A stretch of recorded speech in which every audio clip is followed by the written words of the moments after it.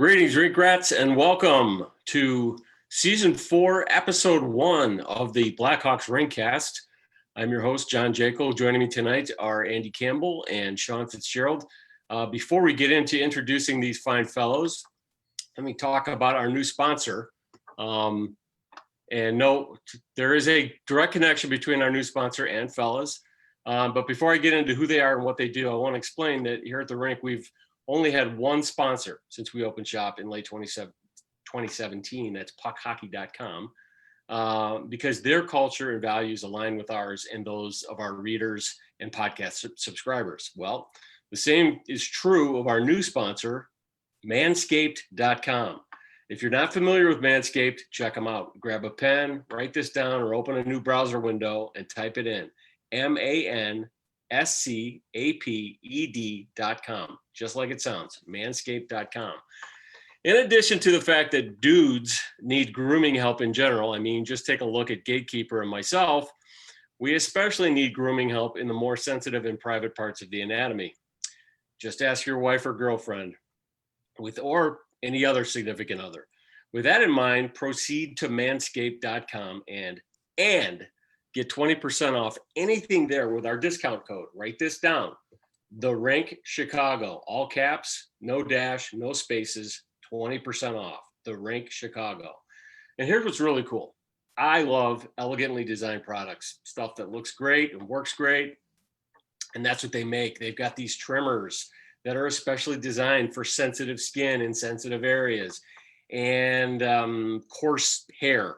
They have lotions, they have tote bags, they have underwear, and it's all really cool. It's all really nicely designed, and it's very affordable. And we're going to be able to show you some of this stuff soon, not the stuff that it's meant for, mind you, but to the actual products on the Rinkcast. This Rinkcast, the Blackhawks Rinkcast, the Avalanche Rinkcast run by Aaron Goldschmidt, and the Seattle Kraken Rinkcast run by Gatekeeper. But until then, until we have those, we can show them to you. Just head over to manscaped.com and check them out. And if you feel like buying something, if you got a little cash in your stocking at Christmas, you can save 20% on anything there with the Rink Chicago discount code. So let's get back to hockey and away from manscaping for a moment. Andy Campbell, I see that Santa Claus brought you something new there atop your head. Yeah, it's a fun one. Little Jokerit hat, very exciting. KHL. I've actually been to that rink where Jokerit plays. Went to Helsinki in 1996, 97. Very cool. Yeah, it's a fun hat. Wonderful gift from my lovely wife. Very excited about it when I opened it. Well, you should give your wife a gift and go to manscaped.com. I'm just going to throw that out at you. Hey, I've got one.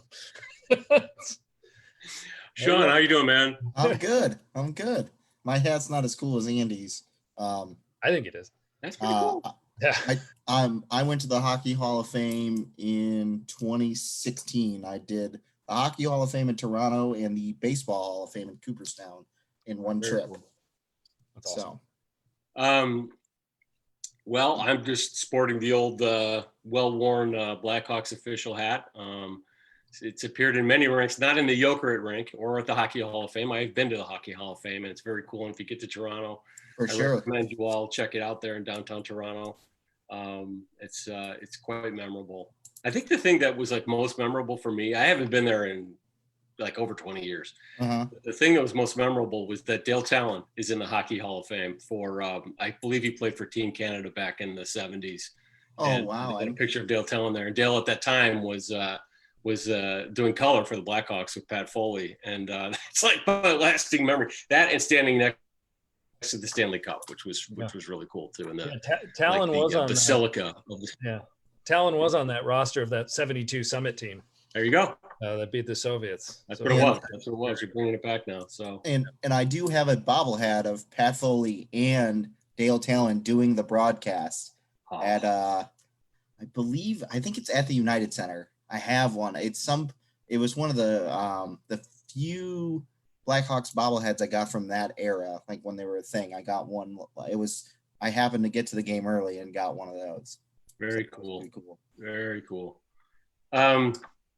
So, gentlemen, I guess the big news that we need to dissect, and we probably will spend most of the show on this. We've got some questions to deal with a little later on.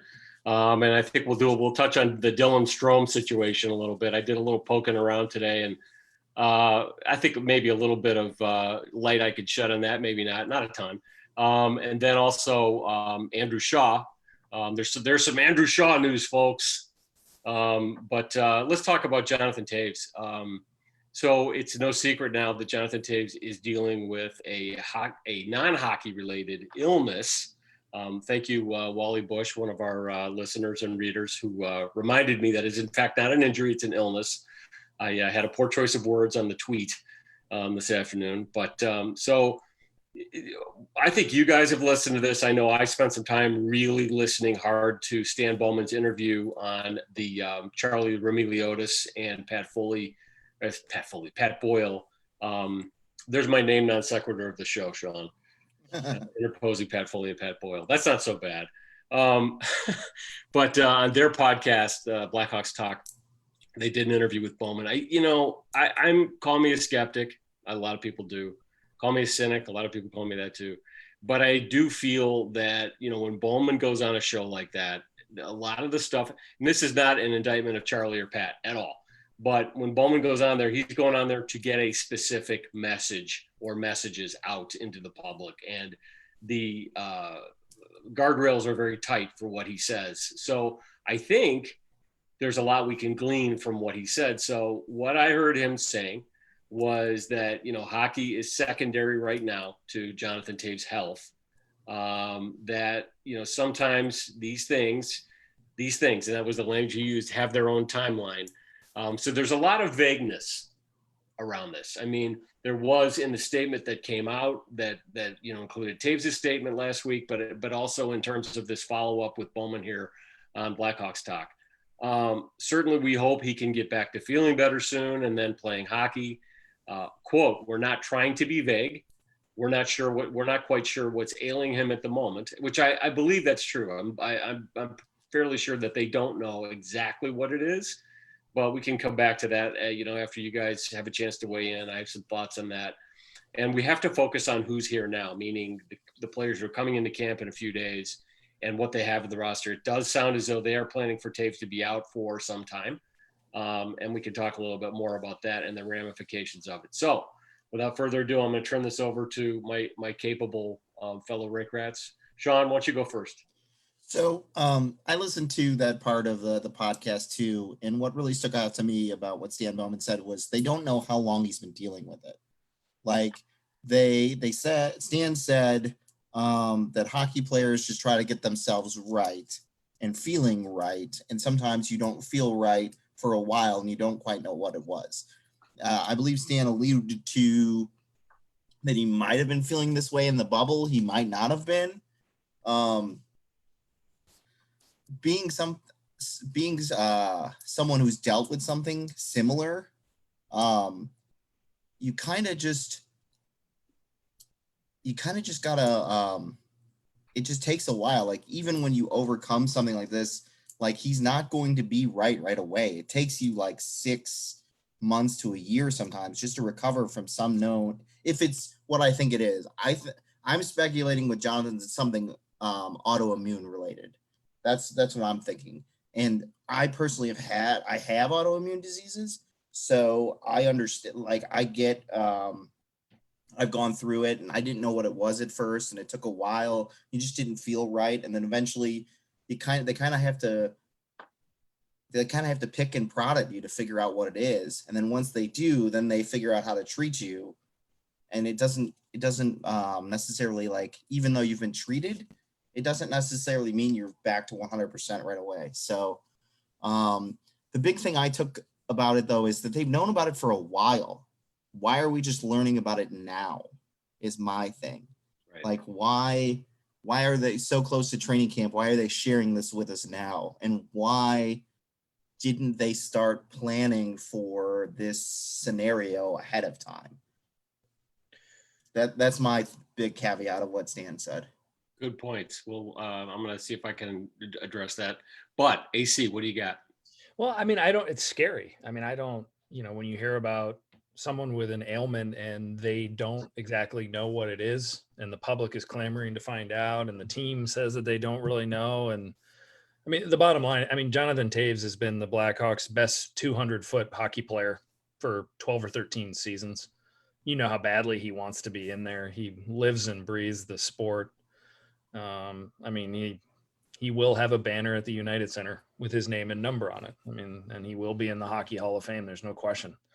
But I don't know. It's scary. I mean, it's amazing the things that cross your mind when you first hear about that he has an ailment or an injury or an illness. You know, you first think, oh, COVID, or then you think, well, he has taken some headshots before. Is this Right.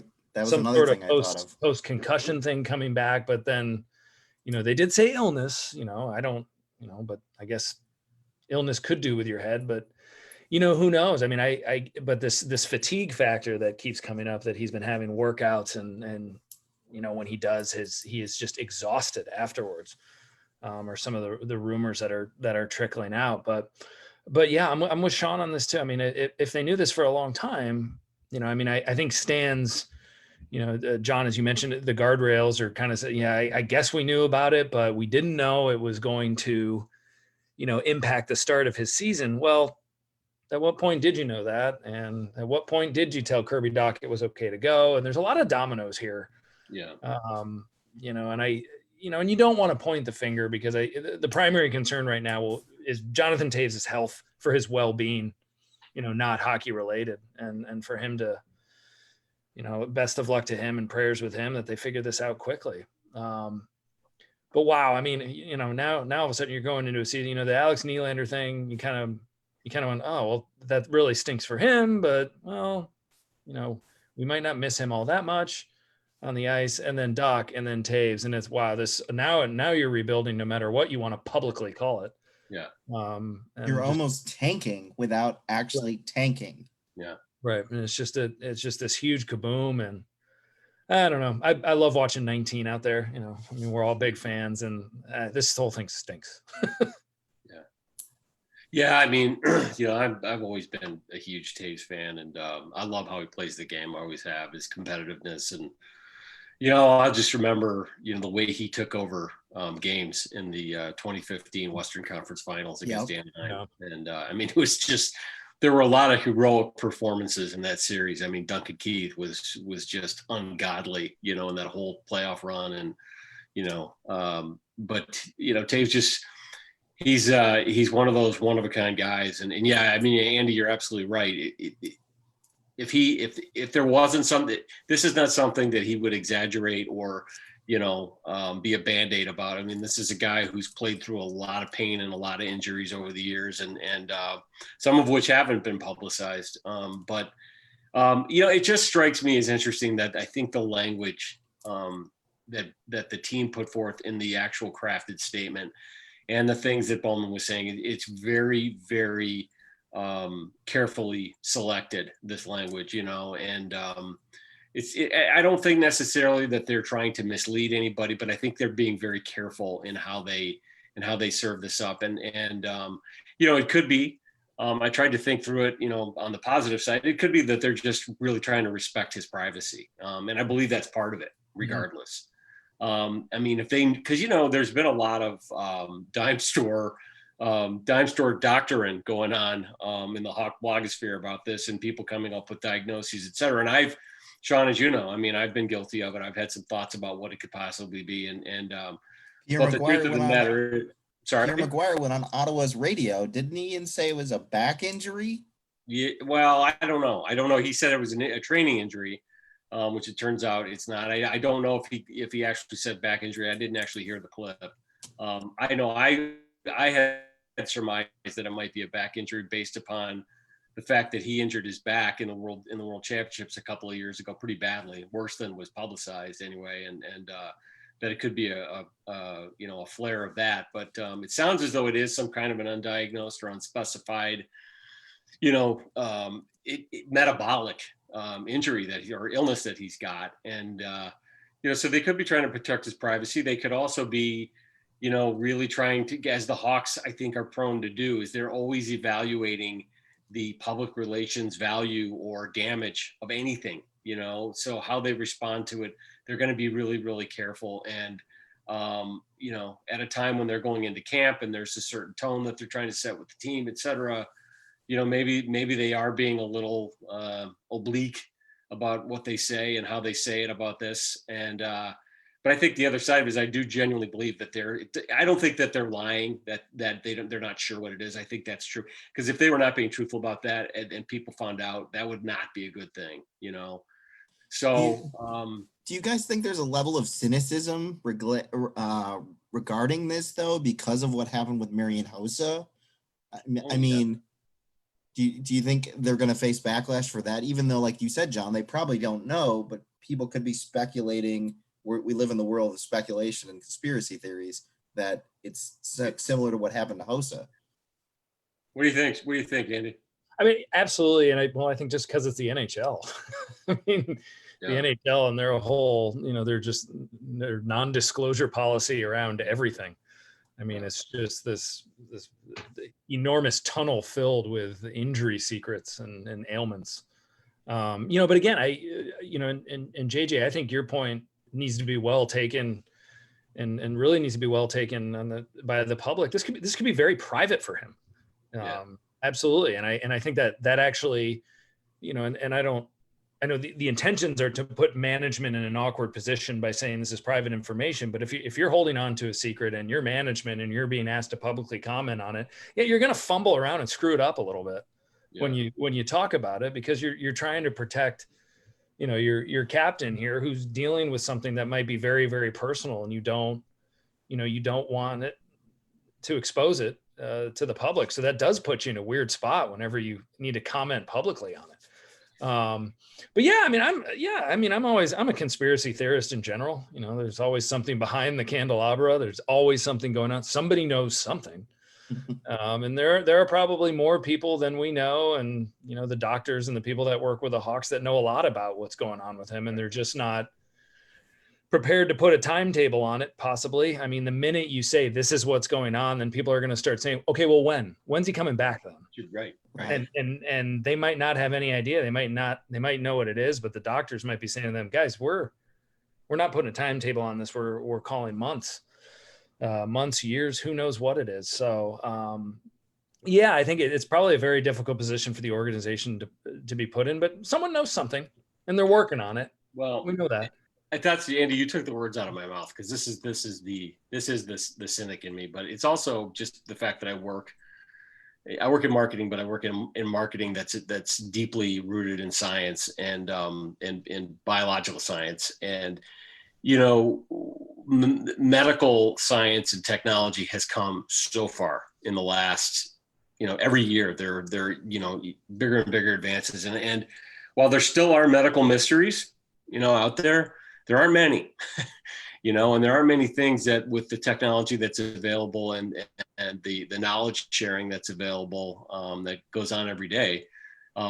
There's not a lot of things that could stay a mystery for very long. And that's a part of the sketchy language that they're offering up that I find a little bit dubious. It could well be, again, they don't know exactly what it is, but I'll bet they have a pretty good idea at this point. If it's not one thing in particular, that it's one of a group of different disorders. And again, but again, it would be really irresponsible for them to say anything unless they know 100%, what I mean, and what it is. And it's so funny, because I think all of us, we all want to know what's going on, because we all want to know what it means to him and what it means to the team. And that's okay. I mean, we're fans, and we're Taves fans. And,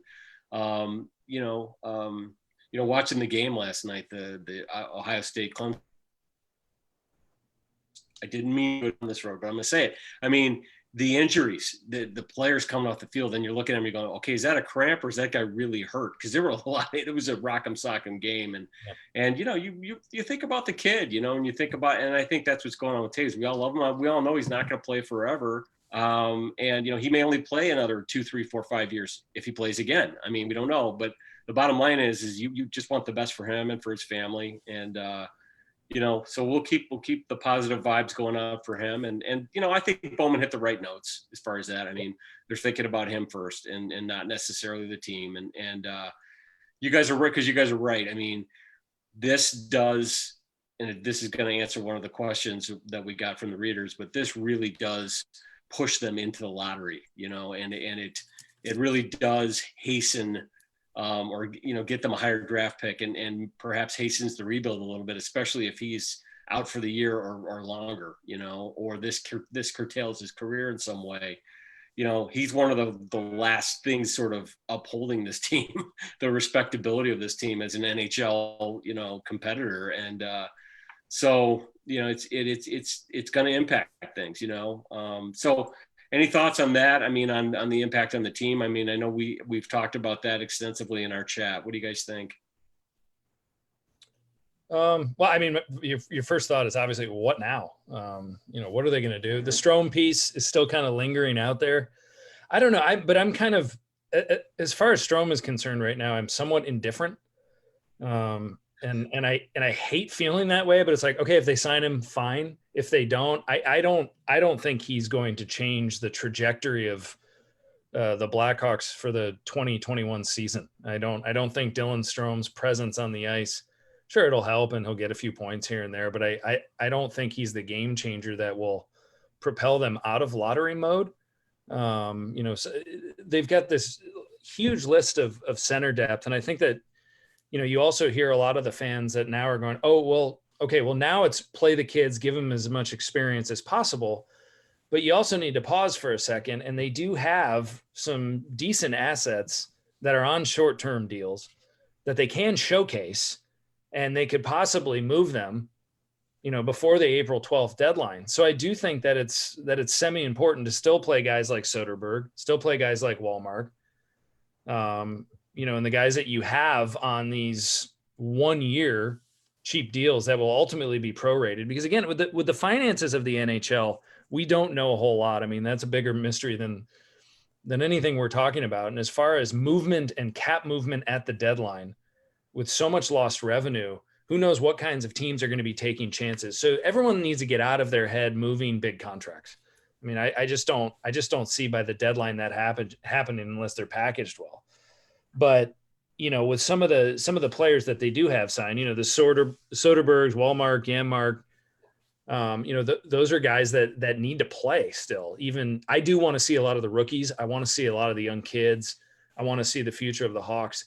But you can still use those players as bargaining chips if you put them in situations and they're somewhat successful to move some parts before the deadline and get decent returns. And then actually you do have, Stan could hang his hat on the fact saying, yeah, well, actually these short-term deals with the 35-year-old Carl Soderberg was actually part of a rebuild formula. Because we have all these aging contracts that we can't move, but what you can do is you can sign some veterans cheap and then try to move them to cup contenders. So as far as the season, I do want to see some of the kids play, but I still think you need to showcase some of the existing talent right away that are NHL proven guys before the deadline, in the hopes that you get a return on them at some point. Sean, what do you think? Yeah, I piggyback off what Andy said. I think he's exactly right. I think you need to play your Janmarks, your Wallmarks, your Soderbergs, and then you sprinkle in the kids, because you don't want to expose them to the NHL and just drop them in the deep end of the pool and overexpose them, and then hopefully not hinder their growth. So what you're going to do is you sprinkle them in, you let them play you let them play in segments, and then once you move your Janmark, your Wallmark, and Soderberg at the deadline, then the kids hopefully have acclimated enough to the NHL that they're ready to continue to play the rest of that year. And you use after the trade deadline as a development period for all your kids. That's what I think they should do, because you accomplish two things. You acquire assets for hopefully your rebuild, but then you also use part of this year as a development for your kids for the future, because they're not winning anything this year. Everything they're doing is every move they make should be building towards the future. That's the goal now. Every move they make. So they've got to shelter the kids with the veterans they have until hopefully they can get deals that work for them. Because obviously you're not going to get like a huge return, but any return for Soderberg or Wallmark or Yanmar, or you just keep one or two of them and you shelter the kids and you let the kids learn from them. Mm-hmm. Yeah. But I think you got to look towards the future for sure. But you don't want to rush the process, because if you rush the process, it's gonna be one step forward, three steps back. Yep. Well, that's why even guys like Kurashev. I mean, Kurashev's going to be part of the Blackhawks' future. You know, and a lot of people are saying, "Oh my gosh, now put him in right now, get him as much time as possible." And I think there is some merit to that. But again, if he is going to be part of your future, and you can still move other guys that aren't going to be part of your future, you need to play them. Like, they need to be showcased in different situations. So, or you let Kurashev develop in Rockford for a couple weeks, and then you bring him up, and you let some of your guys who are in your taxi squad fill that void until you think he's got enough under his belt. Because I mean, transitioning from different leagues takes time, and you've got to acclimate to each league. So, So Bowman on the Blackhawks Talk show did allude to in some detail the dynamic of these younger players and how they might be integrated. You know, that some may start the season on the NHL roster, some may start in the taxi squad, some may start in Rockford. I mean, really, you've got like this big universe of prospects that are going to be somewhere within 100 miles of the United Center, and they're going to be somewhat interchangeable. They're going to be able to move them around, and it's nice. It's a nice fluid situation for the team. And I think it if they're smart about it, if they make the right decisions about where to have these guys, that it will be good for their development. And I agree. It really feels like this season is really transitioning to, really more of a true developmental rebuild type of season, and it was interesting, one of the things that Bowman did make a point of talking about, and I'll kind of skip ahead because I wanted to talk about Strome, but we'll come back to Strome. But he talked about Andrew Shaw. Andrew Shaw apparently is 100% healthy and says he's ready to go, et cetera, et cetera. And I think one of the hosts, I believe it was Boyle, pressed him a little bit and said, is he really feeling well? And he said, yeah, and I mean, I personally put the over under on the number of games that Shaw will be healthy and able to play in at about 29. Just based upon his injury history over the last couple of years. And, maybe he'll make the over, and maybe if he does, and maybe if he plays, a majority of the games leading up to the trade deadline, he might become a chip, one of those pieces that Bowman could move at the deadline. One of our readers, Chris Pummer from Twitter, asked, with the Hawks forced into a real rebuild now, how do you rate the remaining pieces that could be traded for future assets? Is it better to let some guys who had down years a season ago rebuild their value before moving them? That last question's the answer's kind of in the question. Yeah, sure. Of course it is, Chris. And, Shaw would be one of those guys, maybe if he could stay healthy and be reasonably productive in some role, not get his head knocked off. I think he's a guy that they could move at the deadline possibly. I mean, he's got a fairly pricey contract. Yeah. But again, they could retain some money on that. And, but I think that they're, I think clearly the Blackhawks are not, in terms of a talent depth chart, both NHL and minors and prospects, they're not like in a next man up scenario where somebody goes down, the next guy comes up and he's just as good or almost as good. And you're, it's all about excellence. That's not where they are. They don't have the depth anywhere in the organization really, except maybe, at scoring wing. They seem to have three good scoring wings, but other than that, they're pretty weak. And so it is going to be about development, and the Taves injury, assuming he's out all or most of the season, is going to definitely help that part of it if they handle it well, and they don't overexpose the wrong kids at the wrong times, so we'll see.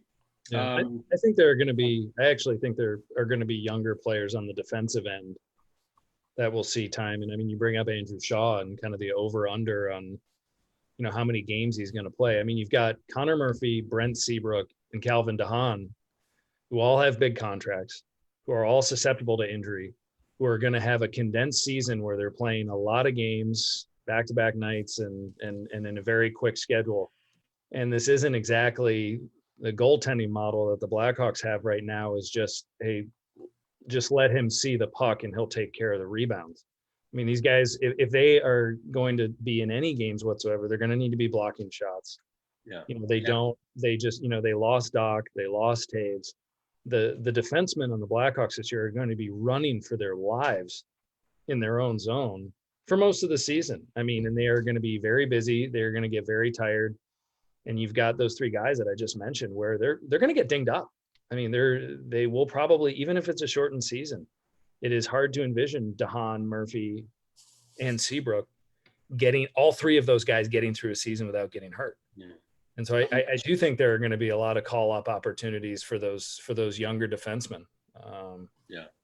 And I think it's going to be a hard job for Jeremy Colleton because he's going to have to manage his roster in such a way where, like John was saying, he's going to have to shelter Andrew Shaw, because if you want to get value out of Andrew Shaw on the team, you've got to protect Shaw from himself. So if you want him to exceed the 29 games, you can't keep running him out there, or you've got to be like, you cannot fight. Like, I don't care what happens. You have head injuries. You can't do it. Right. And with the defenseman too, he's going to have to shelter some of these guys. Yeah. Like, they're going to, like, obviously Connor Murphy's going to play a lot. Duncan Keith's going to play a lot. But then we're probably going to have to see more of Sealer just because of the shortened schedule and the rotations. We're going to have to see some of those guys that we don't really want to see, but we're going to have to based on the schedule. So I think this is going to be a really tough test for Jeremy Colleton and how he kind of juggles the development,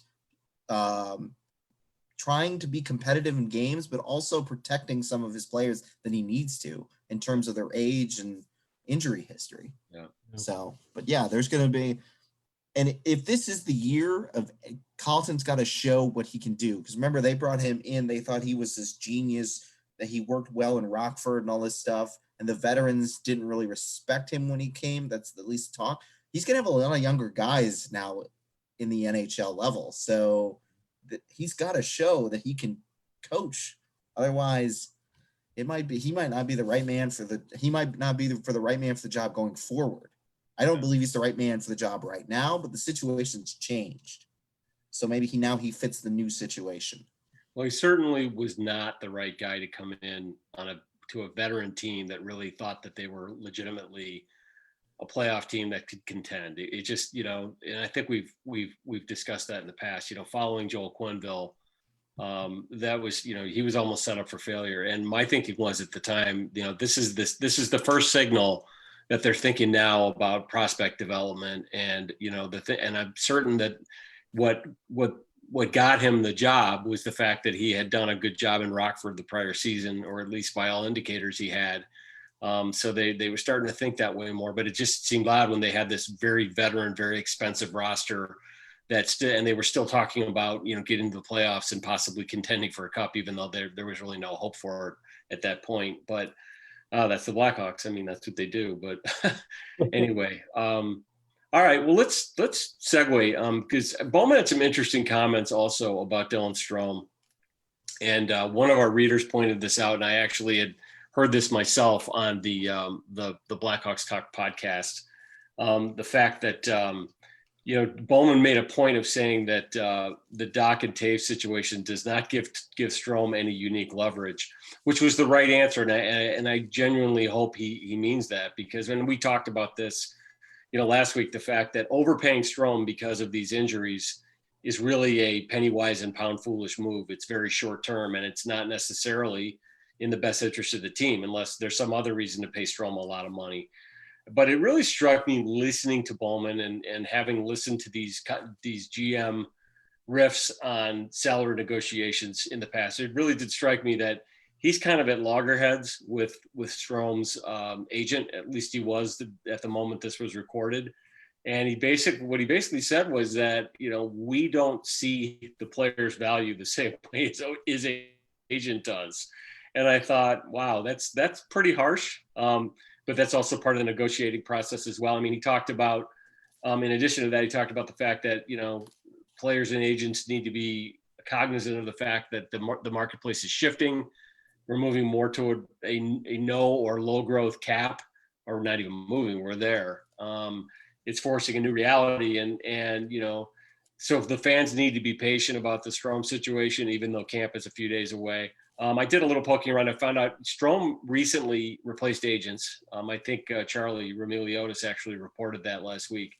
And he's gone with Don Meehan, who runs a big Newport, which is a big agent group and represents a lot of players. Interestingly, I found no one on the current Blackhawk roster who they represent other than Strome, which, sometimes that familiarity between GM and an agent, if they've got multiple players and they've worked contracts with them before, you can have some confidence that they're going to be able to work something out. Well, that doesn't seem to be the case here.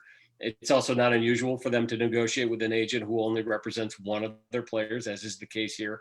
So it's not a deal breaker by any means, but this one sounds a little acrimonious. I don't know if you guys have heard anything or read anything to that effect. I haven't, but it sounds at least the way you framed it, it sounds like they're heading towards a divorce. Like it sounds like they're heading towards, okay, well, this is our final offer. You either take it or we're going to find a place for you, or we're going to trade your rights someplace. And what Strome is doing is basically he thought his previous agent wasn't getting the job done, and he wants to get paid the way he thinks he should get paid. And I think the fact that Bowman was saying that the market's changing and stuff like that, he's setting it up to saying, we're going to lowball you. I think, or we're going to give him an offer that's going to be lower than what he thought he was worth projected going into 2019 because of COVID. Because that's money seems to be the name of the game when it comes to professional sports these days. Yeah. It is, and it has been for a long time, but it's certainly more out front now than it's ever been. I'm not sure that, because again, there is this kind of language in a lot of these negotiations, and you'll turn around 2 days later and the player signed and everybody's happy and loves each other and has only nice things to say about each other. But it could be, that it's also possible that Strome will end up getting dealt. We certainly talked about it here on the show, I think last week ad nauseum. And I think that's a real possibility. And it's because he maybe does not fit the model of what they're trying to rebuild around. And so we'll see if they bring him back in, but it doesn't sound like they're going to bring him back in on any kind of a deal. Like, for example, the Pierre-Luc Dubois deal that was inked last week in Columbus, which was interesting because there were people in a Twitter thread I was following. There were people talking about making comparisons between PLD and Strome, which I thought was kind of funny because I don't think there's much comparison there. And I think that's precisely why Bowman would not overpay him. Right. And PLD at $5 million a year, which is a lot more than Strome's going to get in Chicago anyway. PLD at that price is a bargain, in my opinion. And that's the kind of player Bowman wants to rebuild with, I think, if you can get guys like that or guys of that profile or sort of going in that direction. And I'm just not sure Strome is ever going to be that kind of guy. So yeah, I'm pretty pleased that Bowman phrased that the way that he did. Yep. And it's candid. Just he's telling the truth. He's just saying, look, I actually don't think this guy's that important, folks. Right. Or maybe just not as important as what he's asking for. It might be just a term issue. Stromer might be looking for an extra year, or maybe like a 2-year deal or a 2-year bargain of some sort. But I would think that Stam would stick to his guns and saying 1 year, if anything. But I'm certainly not on standby here waiting to check Twitter to find news on Dylan Strome. I don't know what it is, but it's like, unless he's traded, because I'd be very curious to see what their return is. But if they sign him, my expectation would be if they sign him, it might even be, south of $1 million for 1 year. I think Soderberg as a $1 million 1-year hockey player is a better asset to the team than Dylan Strome is, period. I just do. You even look at Zdeno Chara signing a contract, 1-year deal for, was it 725,000 or something like that? 795. So, I don't, and granted, I fully understand in some sense, apples to oranges, talking about Dylan Strome and Zdeno Chara. I mean, there's not even a basis for comparison, but where I'm going with this is right now, I just, with the market, the way that it is, I mean, Strome has no leverage. He doesn't. And if he signs on the really, really cheap and he's in the uniform, great. But it's not an attack on his character. It's not necessarily an attack on his game. It's just a business decision. I do not think Dylan Strome in today's market should command any more term than this one shortened season. Right. And Andy, you might be right on that in terms of term. I didn't think about it in terms of that because, like John said, the salary cap is kind of flatlined, even going down. So with 22, 23 coming up, where all the big money is going to be off the Hawks' books, you definitely don't want to commit to Dylan Strome past that. Right. Well, it was interesting, Bowman. So in his comments, he did say that, he's following a formula that's driven by the player's contract status, their age, et cetera. And it sounded as though that was the nudge at the agent to say, look, this is what I'm looking at. You need to be looking at this with me so we can do a deal.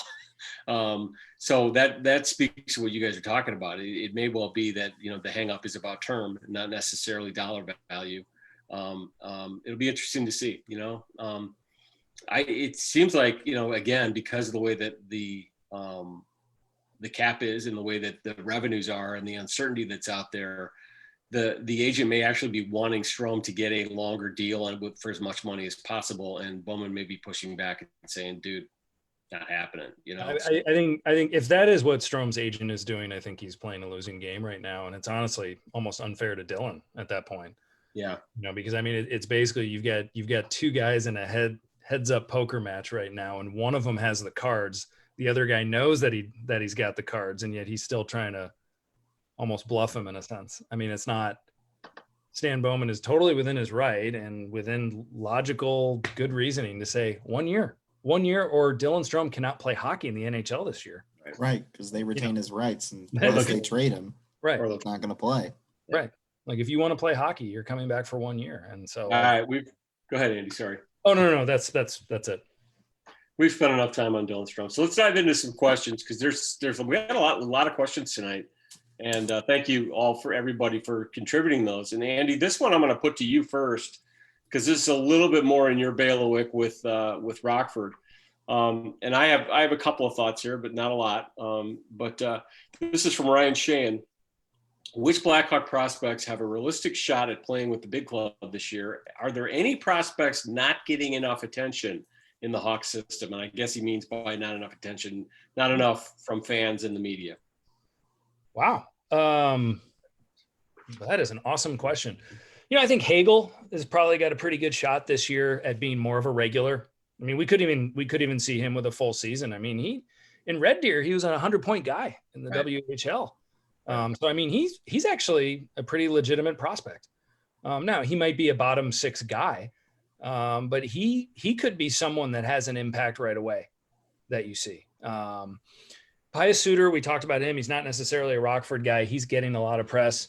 And Sean, you woke me up on our last podcast, thankfully. And Regula, Alec Regula is a kid. I think that he is one of the Blackhawks' best prospects, period. Regula, I don't know.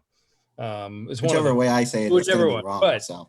for those of you that are listening and you do not know who he is, he was the return on trading Brandon Perlini to the Red Wings. So he was originally a third-round pick, a Michigan native. Detroit kid, Detroit kid, played his prep hockey at the Cranbrook School, and then spent a few seasons playing for Dale Hunter in London. And if you know the London Knights, they produce hockey players, very, very real ones. And we've seen a few of them, Bully and Patrick Kane coming through, obviously. Yeah, that's right. This kid's 20 years old, big right-handed shot. I don't know if this is going to be his year, but again, injuries, if there's a Seabrook or a Murphy injury, that is his style of play, is that big, lumbering, physical defenseman who can move a puck pretty well. So there is a real possibility that we see him in the lineup. And there's all this attention to Ian Mitchell. There's all this attention to Wyatt Kalanick, who I actually think are pretty decent prospects. But Mitchell's getting so much attention. I think long-term, Regula might be better than he is. Ultimately, might have more longevity to his career because he has that sandpaper element. He has. I think the Chicago fans will love him ultimately. I mean, he'll throw a few people through the glass and he'll just play really hard. And so I think he's one that maybe that we don't hear. Scott Powers has written about him a little bit, but we don't hear as much attention to him as some of the others. I think Hagel's got a good shot. I've mentioned before, obviously Evan Barrett is one that I'm very, very keen on, but that might not be this year. That's more of a longer term. And Whistle wrote about him in the latest blog. If you watch some clips on him, he's fast, he's big, and he's got a nose for the net. And he has kind of this is a little bit of a paradox to say this, but like a controlled recklessness to his game. Like you can just see that inner hunger to him, but it's somewhat in control. But I mean, it's if someone's dumping in the puck in his corner and I'm a defenseman, I'm not going to want to be retrieving that thing. I mean, he hunts a little bit. The Hawks need guys like that. They do. And regular the same deal. I mean, although Whistle's a forward, I mean, but they need those big guys who can skate and can also play. They need those guys. I mean, Bowman. I think if you got Bowman in a candid moment, he would admit to you that he spent too many draft picks on skilled but small and perimeter style players. And they need, you look at the teams that are perennially contenders, especially in the Eastern Conference. But I think in general now you need guys with size and skating and skill. You need all three. Right. Sure, you can have smaller guys who play big. But if you've got a team full of perimeter players, it's going to look good, but it's not going to be winning hockey, and especially not in the playoffs. And so, I mean, guys like Entwistle, take your time with them and don't let them go so quickly because if they can develop those guys on the third and fourth lines, Hagel, I love what you're saying about Hagel because I mean, and I know guys, readers of mine over the years have criticized me for being all about lunch pail guys and not enough about skill guys. But again, you need those guys on your third and fourth lines. I just remember the great Red Wings teams of 20 years ago, that had, Fedorov and Yzerman and Datsuk and, the other Swede now, his name's escaping me. There's another one, Sean. But Zetterberg. I was going to say Zetterberg, but I'm like, but they had all those guys, but they also had Chris Draper, and Kirk Maltby, and they had those guys that were so tough to play against and played roles. And you need those guys on a team that's going to go deep in the playoffs. You really do need those guys who can play hockey. Yeah. But they're guys who are going to just be tough as nails to play against and fill roles and kill penalties, etc. So, I mean, a guy like Hagel, I mean, I've heard him described, and if he ends up being this, I've heard him described as being like sort of like Matthew Highmore, but with more credible NHL skill than Matthew Highmore. And I love Matthew Highmore because he's always around the puck. At least he is, like when he's playing against AHL level players or in exhibition games. And, a guy, if Hagel can be that kind of guy in the NHL who's just tough and competitive and can do a lot of different things for you, I'd be interested to see what happens with him. Yeah, I'm excited to see what he does in camp. I think he might be I don't want to say the one because there's with all the injuries there might be a few, but he mostly a Rockford mainstay last year that might make the team right out of camp this year. Might make the Hawks right out of camp and might stay. Yeah. Who's Highmore was playing well too. Or are you talking about Hagel? I'm sorry. Hagel. But Hagel never. They brought him up twice last year, right? And he never played. Correct me if I'm wrong. I know they brought him up a couple games. I don't think he ever played. Though. Has debuted in the NHL, I believe, but maybe he played one game because I know they recalled him a couple times. Yeah. So I don't know. I think those are the Rockford guys. I mean, and I said this on our last podcast, but Nicholas Bodine, I'm still intrigued by. He's a first round draft pick that they knew was going to take a lot of time. I mean, he's 21, 22 years old. He's a fluid skater. If he can find a way to play that style that we talked about last week, a Matt Grzelcyk style where you're not, as susceptible to injury and you're not trying to go through walls and you're just a little bit more about crafty about your movement. He could do something ultimately. Now this might not be his year, but we'll see. There will be so many surprises. I mean, the list of Blackhawks rostered players from now until May is going to be very, very long, and how many people are going to and from Rockford. Yep. We'll Yep. There's definitely going to be a shuttle. Yep. So Chris Pummer had another question, and this is a really good one. This is one we could riff on a little bit. What is the right balance of letting younger guys play and develop and having enough on-ice competence to aid in that development? I'm going to dive in on this first, and then I'll turn it over to you guys. I remember when the Blackhawks, last rebuilt, which was really about 16, 17 years ago, 2004, 2005, 2006. And I remember when Duncan Keith came up, and he spent some time in the minors, and Troy Brouwer spent some time in the minors, and Dave Bolin spent some time in the minors, et cetera. And Kane came to the NHL relatively quickly. Taves came relatively quickly, but I think that my personal belief is I do think there is something to not putting players in situations too quickly, which will impede their development. But I also feel like if you've got young guys who are legitimately talented and have legitimately high NHL upside, it just seems like you almost can't rush those guys, meaning that if the team's not very good, there's really not much point in letting them like bum slay in the minors. Bring them up, plug them in, let them take their knocks, really, keep a hand on them so they're not getting damaged emotionally or mentally through the process. But I just think guys like Keith, for example, Kane, Taves, who are elite talents, they played on bad NHL teams at first, and it was okay. I think it probably helped their development. So I think that, the Hawks may be sort of pursuing that same model again, like by moving Doc and Boqvist along fast, and maybe Mitchell will get moved along fast. But some of these other guys, they may take a little more time with and keep them in the minors. And I think it seems like they're going about this the right way, because it's sort of the model that the Hawks followed back in 04, 05, which in hindsight worked out pretty well. What do you guys think? Sean, what do you think? Yeah, I think you're exactly right. I'm looking at I was looking at the 05, 06 team, and they had like legitimate NHL guys on the team still. Craig Anderson obviously was one of their goalies, but they still had Eric Daze, and they still had older veteran guys that could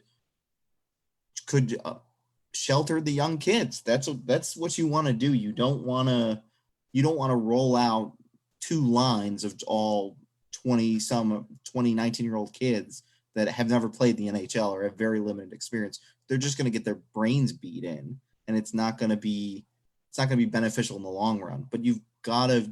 This is the time where they can figure out what they need to work on at the NHL level. The amount of minutes they're going to get, you can figure out what type of player you think they are, and then you can, in practice and in games and stuff like that, they're going to be able to learn on the job, which is something that, the previous regime, Troy Brouwer, Andrew Shaw, Brian Bickle, all those guys they developed at Rockford before they came up, and they came up in waves. Like all those guys developed in Rockford.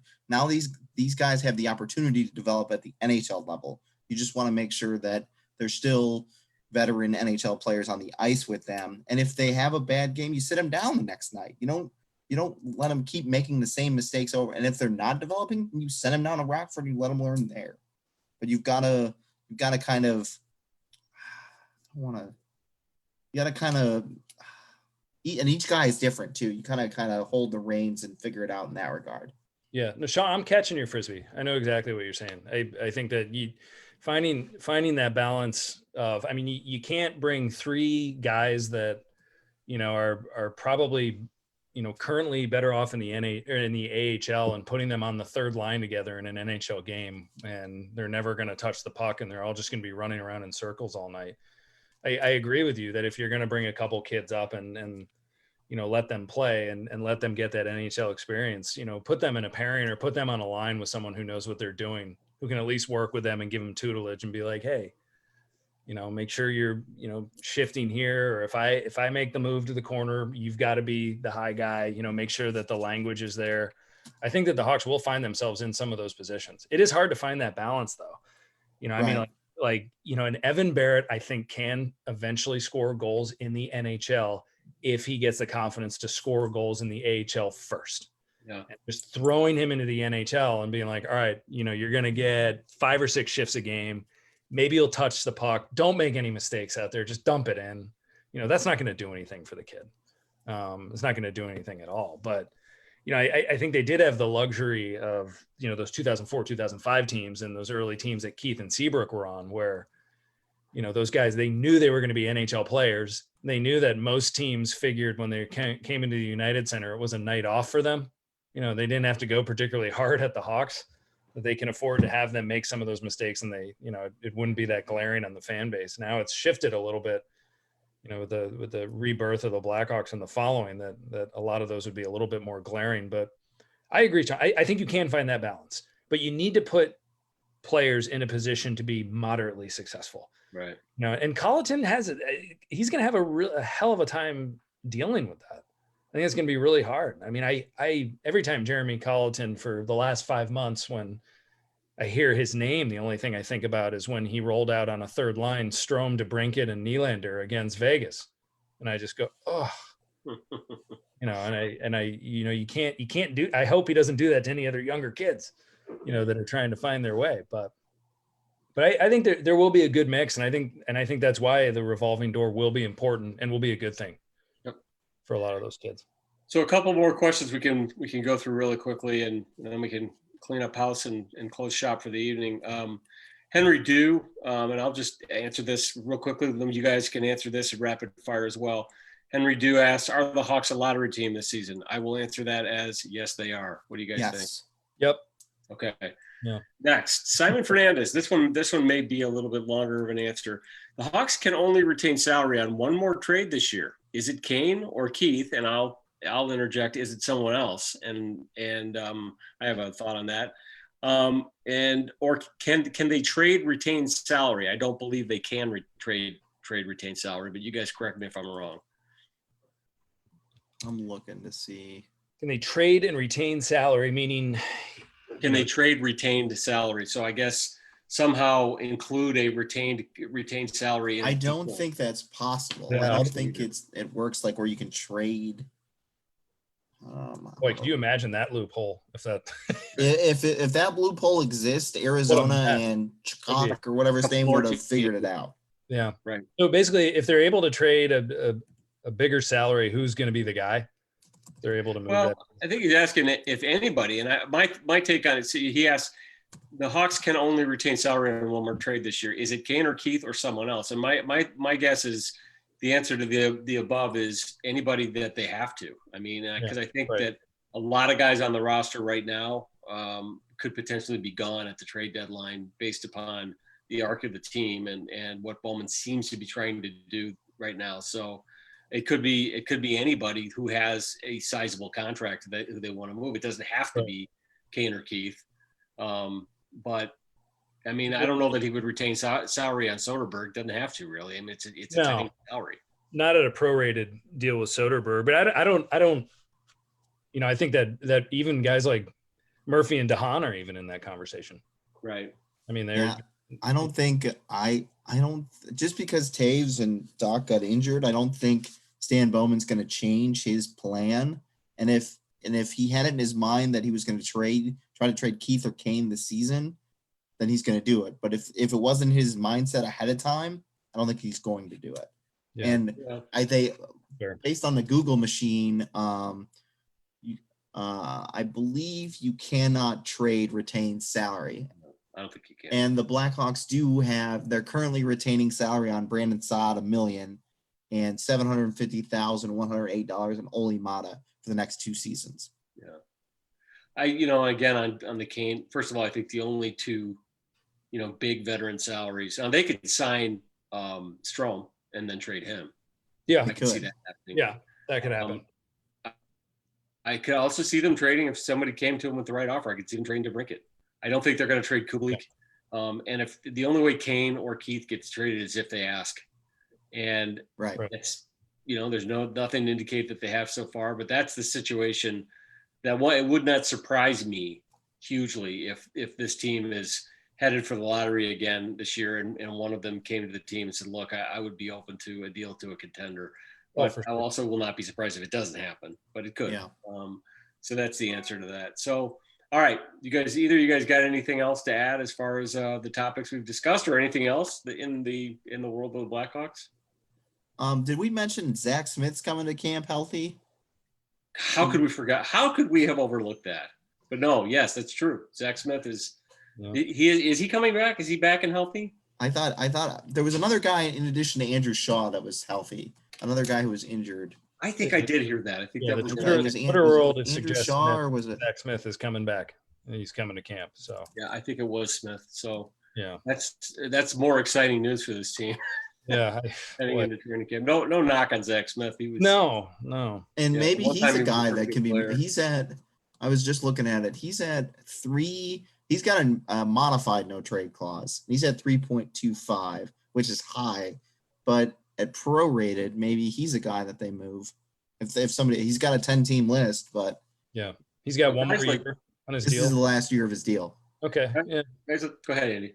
No, I just that it's good that he's healthy. I mean, that is a possibility to be able to move him. Yeah, guys like him and Shaw, I think, are guys who I could see them, if they're healthy, which is an if, but I could see them retaining dollars on moving either of those guys at the deadline. If somebody's interested in they're healthy, I could definitely see it, because they both have pretty hefty contracts for guys who are injury prone and on the downward side of their careers. But again, I mean, if a team is looking for that kind of guy, a penalty killer or some toughness and a lot of playoff experience with Shaw, I mean, there's a lot of good experience there in the playoffs, and Shaw, when healthy, has value for what he does, so I could see that. So yeah.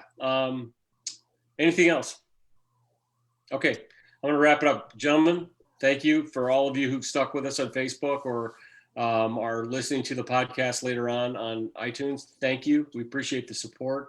The last couple of shows have been very popular based on the downloads, et cetera. So we love it. We're excited about it. We got some great stuff coming. We're going to have more guests aside from our usual intrepid panel, including these two guys. Thank you to our sponsors, puckhockey.com, PUCKHCKY. Use the Rink, THERINK, no dash, all caps, for 10% off on anything there, including that amazingly swag Rink gear. And then our new sponsor, manscaped.com, MANSCAPED.com. You can get 20% off there with the Rink Chicago. No, all caps, no spaces, 20% off on all their great stuff. And like I said, we're going to be able to share with you some of those products on a future show. But it's always going to be about hockey primarily here. So we're not becoming all about male grooming. We're just a little bit about it. So anyway, thank you all for listening tonight and to spending a little bit of your holidays with us. And we will see you all on the rink. Happy New Year. Happy New Year. Take care. Happy New Year, everybody.